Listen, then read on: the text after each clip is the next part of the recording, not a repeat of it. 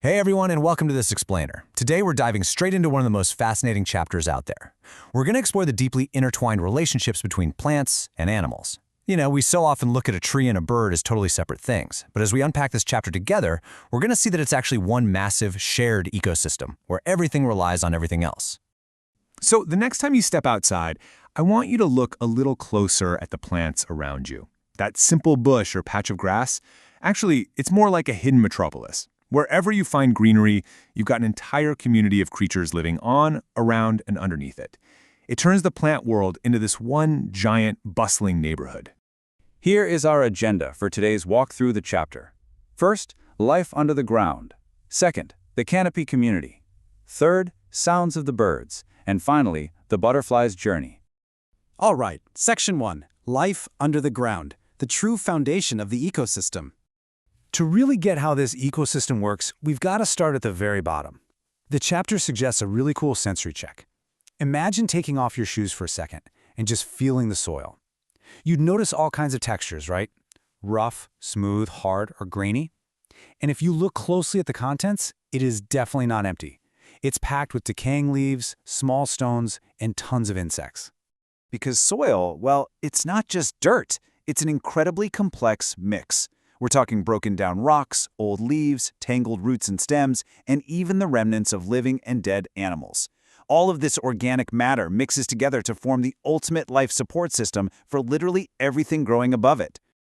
And that top layer, it is absolutely crawling with life.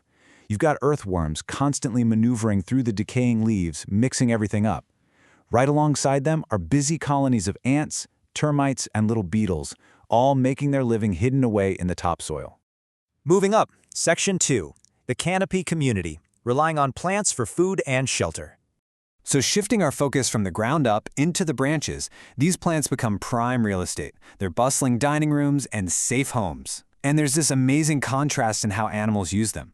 You've got a hungry caterpillar munching on a leaf for pure fuel, and then right nearby, a squirrel might be using a tree hollow just to hide out, rest, or safely raise its young. Honestly, every single stem and leaf gets put to work.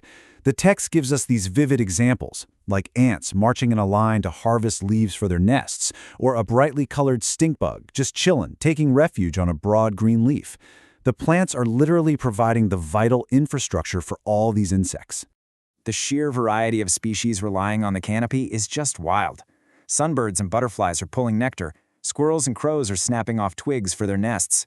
You've even got tailor birds, who literally stitch leaves together to make homes. No way, right? Throw in monkeys eating fruits, and massive leopards or bats resting on sturdy branches, and you realize the entire food web is anchored to this greenery. Which brings us to Section 3, Sounds of the Birds, Listening to the Ecosystem. A really healthy ecosystem engages all of our senses, not just our eyes. The chapter asks us to pause our walk for a second and just listen. It's like a natural choir out there. And interestingly, the soundtrack changes throughout the day. Have you ever noticed if you hear more birdsong in the early morning, the afternoon, or the evening, the rhythm totally shifts? One of the most distinct calls the text points out is the throaty goo-troo-goo of a pigeon. The chapter actually encourages us to try and mimic it. Go ahead, try it out. Learning these specific acoustic signatures lets you identify who's hanging around without ever having to actually spot them in the leaves. And hey, it's not all just singing. Mechanical sounds are a huge giveaway too. Think about the rapid, rhythmic tap-tap-tap of a woodpecker echoing through the trees as it forages on a trunk, or the distinct call of a barbet signaling from inside a tree hollow. These audio clues tell us exactly who is home and what they're up to. Finally, Section 4, The Butterfly's Journey, Transformation Over Time.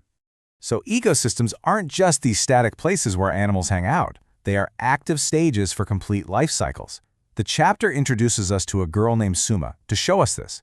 She spotted a caterpillar on a thagar plant just relentlessly chewing on tender leaves, and she decided to watch it day by day to see what would happen.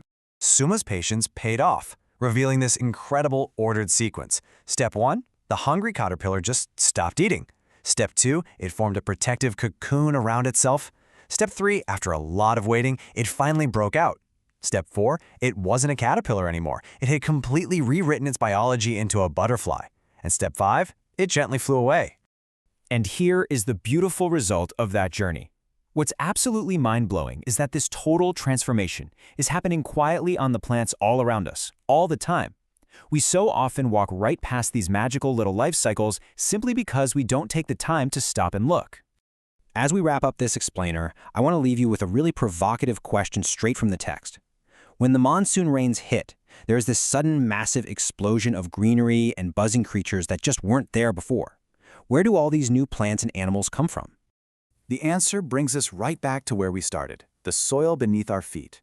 Hidden seeds sit deep in the dirt for long dry periods, just biding their time. And certain insects literally wait out the dry seasons buried underground, resting until the rain signals them to wake up. It really makes you wonder, right? The next time you walk outside, think about the invisible, dormant world waiting just under your shoes, just one drop of rain away from springing to life. Thanks so much for joining me for this explainer, and keep observing the world around you.